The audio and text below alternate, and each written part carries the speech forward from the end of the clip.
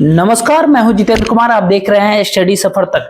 दोस्तों, बहुजन समाज पार्टी की मुखिया बहन जी यानी मायावती जी, भाजपा के सुप्रीमो मायावती जी एक बार फिर से मैदान में उतरने जा रही है। जी हां, कहा तो ये जा रहा है, तमाम मेन स्ट्रीम मीडिया के भीतर ये चलाया जा रहा है कि मायावती जी बाबा साहब डॉक्टर भीमराव अंबेडकर के सम्मान के मुद्दे को लेकर के मैदान में उतरी है।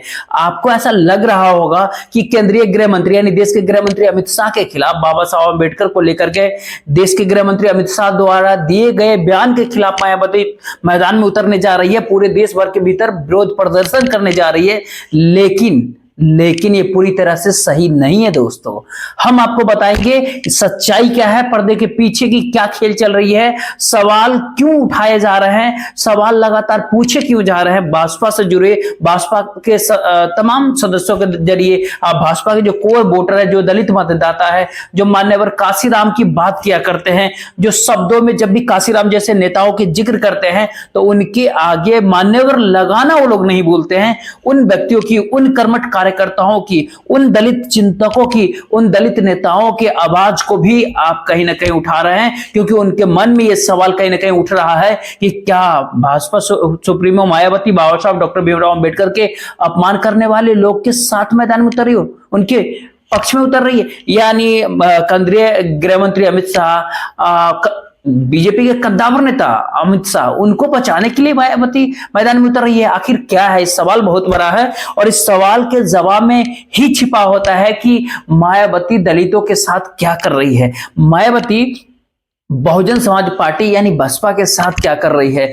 जब मायावती को उत्तर प्रदेश की जनता ने सराखों पे बिठा करके गठबंधन की राजनीति के दौर में पूर्ण बहुमत दे करके उत्तर प्रदेश का मुख्यमंत्री बनाया था, तब बसपा के मान सम्मान देकर के इस देश के भीतर राष्ट्रीय पार्टी बनाया था। जब दलितों ने जम्मू कश्मीर से लेकर के तमिलनाडु तक वोट दिया था बसपा को, बहुजन समाज पार्टी को, बसपा को एक बहुत बड़ा चेहरा बनाया था, बसपा को एक बड़ी पार्टी बनाया था। आखिर वो क्यों इस दौर में ठगे ठगे महसूस कर रहे हैं, वो क्यों अपने आप को बेचैन महसूस कर रहे हैं, उस तमाम सारे सवाल के जवाब में इस सवाल का जवाब कहीं ना कहीं जाकर के छिपा हुआ है। ये पूरी कहानी आपको हम बताएंगे, एक एक करके पूरा किस्सा आपके सामने रखेंगे। लेकिन सबसे पहले एक बात आपको बता दें कि मायावती आखिर करने क्या वाली है, वो किस तरीके से देश के भीतर अपनी आंदोलन को करेगी। मायावती ने ऐसा कौन सा बयान दिया है, ऐसा कौन सा ट्वीट किया है जिससे देश की राजनीति के भीतर कहीं ना कहीं खलबली सी मच गई है। ये मेन स्ट्रीम मीडिया के अंदर चलाया जा रहा है, लेकिन सच हम आपको ये बताते हैं कि देश के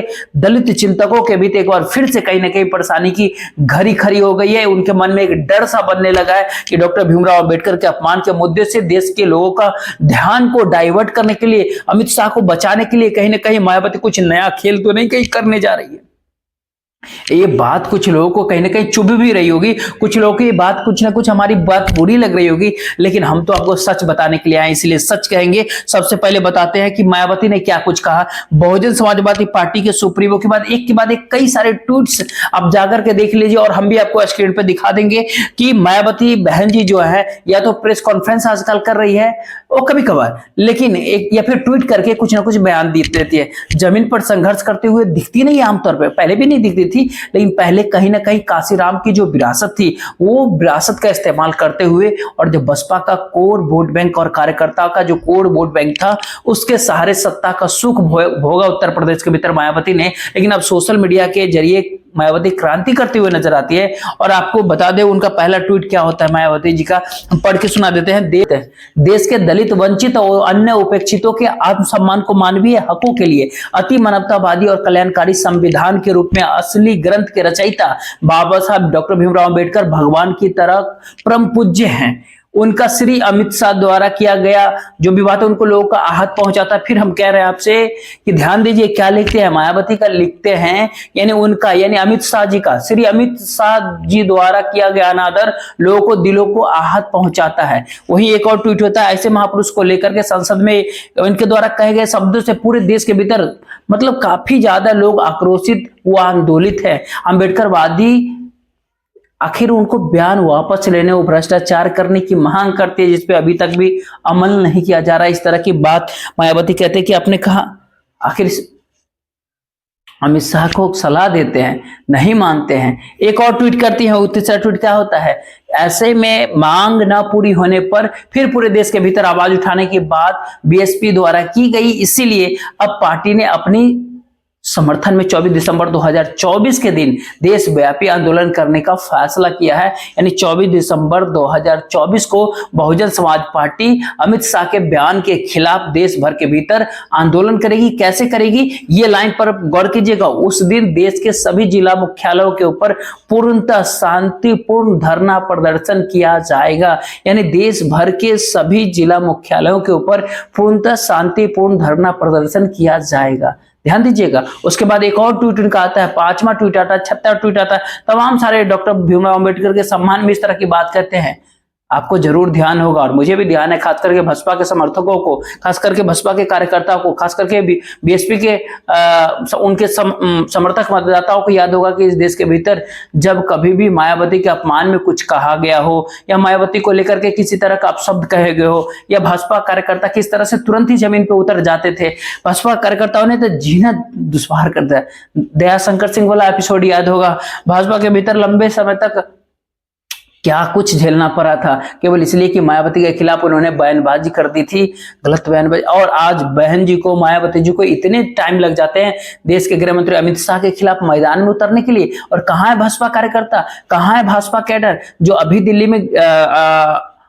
में जंतर मंतर पे जाके विरोध किया? क्यों नहीं अमित शाह का आवास को घेरा, क्यों नहीं मायावती प्रदर्शन में उतरी? आखिर यही डॉक्टर भीमराव अंबेडकर के सम्मान को लेकर के, इसी बाबा साहब के नाम को लेकर के उत्तर प्रदेश की सत्ता का सुख मायावती ने भोगा है।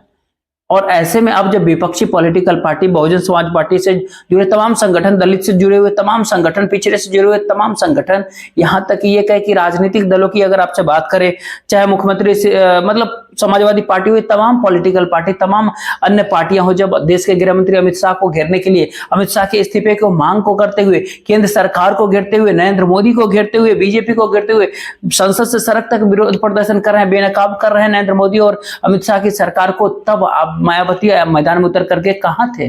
कहां इन कहीं दलित के पूरे मूवमेंट को, दलितों पिछड़ों के इस पूरे अभियान को ताकत देने की बजाय कमजोर करने का प्रयास तो कहीं ना कहीं नहीं कर रही है मायावती।